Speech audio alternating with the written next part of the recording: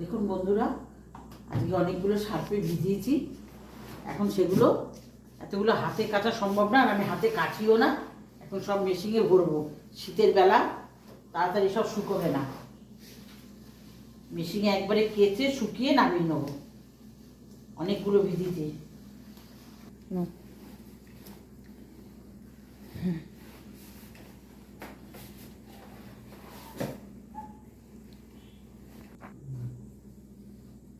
বন্ধুরা, তোমরা একটু কমেন্ট করো মেশিনে কাটছি কেমন হচ্ছে। পারি না তো বন্ধুরা, তোমরা যদি মেশিনে কাচো, অনেকে বলে মেশিনে কাচলে পরিষ্কার হয় না।